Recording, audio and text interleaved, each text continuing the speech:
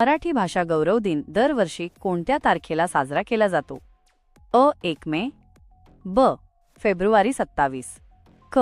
2 October, ड. जानेवारी 14. उत्तर ब. फेब्रुवारी 27. स्पष्टीकरण: फेब्रुवारी 27 हा ज्येष्ठ कवी वा. शिरवाडकर, कुसुमाग्रज यांचा जन्मदिवस आहे. त्यांच्या मराठी साहित्यातील महान योगदानाची दखल घेऊन महाराष्ट्र शासनाने 2013 पासून हा दिवस मराठी भाषा गौरव दिन म्हणून साजरा करण्यास सुरुवात केली. 2. कुसुमाग्रज यांना त्यांच्या कोणत्या साहित्यकृतीसाठी ज्ञानपीठ पुरस्कार मिळाला? नटसम्राट, ब. समिधा, क. विशाखा, ड. किनारा.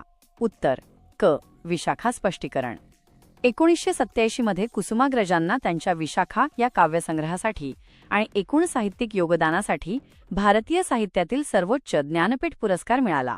वि. स. खांडेकर यांच्यानंतर हा मान मिळवणारे ते दुसरे मराठी साहित्यिक होते. 3.